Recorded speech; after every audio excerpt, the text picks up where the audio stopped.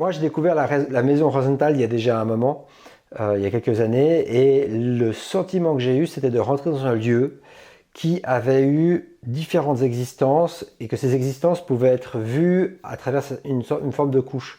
Comme si on pouvait tirer le papier peint d'un mur et découvrir quel choix avait été fait derrière ce papier peint. Et je trouvais intéressant car les époques successives que recèle cette maison sont très fortes, assez définissables et en disent long sur les propriétaires successifs, sur l'histoire de la maison. Et j'ai comme ça eu l'impression de visiter différents mondes, différents espaces. Cette maison était aussi une maison qui était à la fois vivante et abandonnée, à la fois présente mais pas du passé.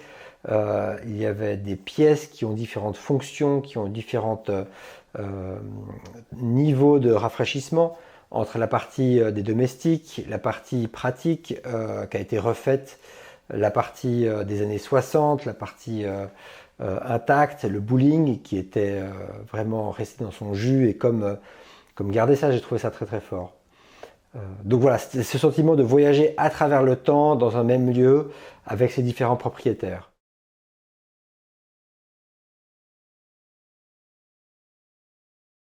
Alors, ce qui est intéressant, c'est la première fois que je faisais un flipbook. Quelles sont les possibilités et les limites d'un flipbook? Et ben, en fait, on a envie que ça dure très longtemps, puis en fait, on n'a pas beaucoup de temps. Donc, on doit s'astreindre à aller à dire ce qu'on veut dire, à aller à l'essentiel, et tout ça dans un minimum de temps. Euh, euh, je pense qu'en fait, il y a plusieurs. C'est un objet et on peut essayer de le travailler de recto, verso aussi. Comme j'ai dit, il y en a où en fait il y a des découpes spéciales, ce qui fait qu'on peut avoir différents points d'accès.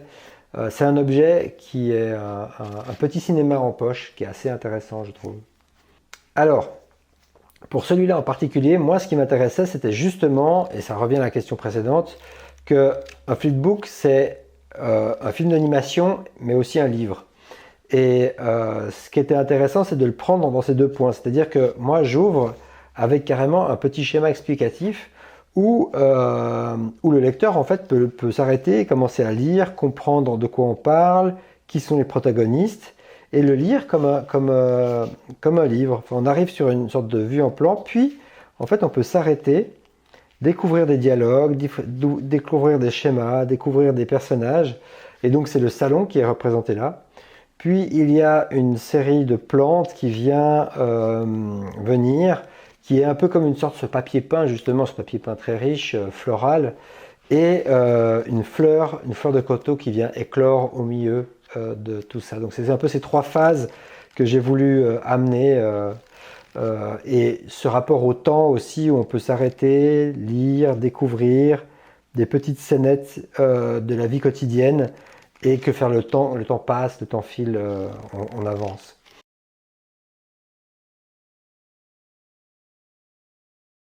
Pourquoi la fleur de coton?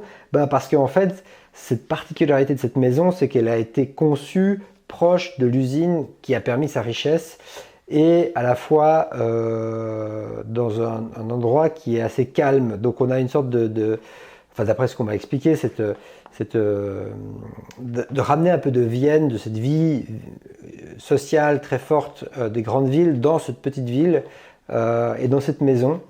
Et en fait, c'est parce que il y a l'usine de coton qui est pas loin que la maison est là.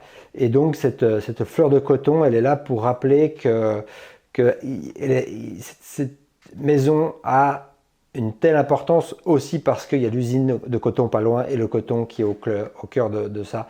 C'est aussi pour exprimer l'éclosion, une sorte d'une fleur qui peut représenter aussi la relation que ce couple avait. Et je trouvais ça intéressant comme ça de le faire éclore dans ce petit flipbook.